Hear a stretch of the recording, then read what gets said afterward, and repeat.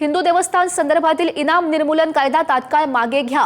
कायदा मागे न घेतल्यास राज्यव्यापी जनआंदोलन छेडण्याचा इशारा आता देण्यात येतोय। महाराष्ट्र मंदिर महासंघानं नाशिकमधून सरकारला हा आता इशारा दिलाय। नाशिक येथील प्रमुख मंदिरांच्या विश्वस्तांची ही भूमिका आहे। मंदिरांच्या जमिनी आणि हक्कांबाबत त्यांनी संताप व्यक्त केलाय।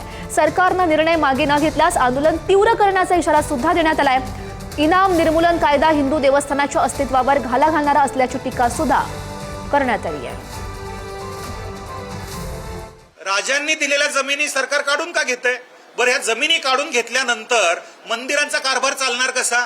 या जमिनी अन्य धर्मीयांच्या आणि मुसलमान आणि कोणाच्या नावावर झाल्या त्याची जबाबदारी कोण घेणार आहे? त्यामुळे ह्या मंदिरांच्या जमिनी ज्या आहेत त्या संरक्षित केल्या पाहिजेत। माननीय मुख्यमंत्र्यांना आम्ही भेटलेलो आहे, त्यांना निवेदन दिलेलं आहे। माननीय उपमुख्यमंत्री एकनाथजी शिंदे साहेबांना दिलेलं आहे, महसूल मंत्र्यांना दिलेलं आहे। अद्यापपर्यंत याबाबत काय करायचं हे आमच्या समोर आलेलं नाहीये। आमची भूमिका आम्ही मांडत राहत आहोत।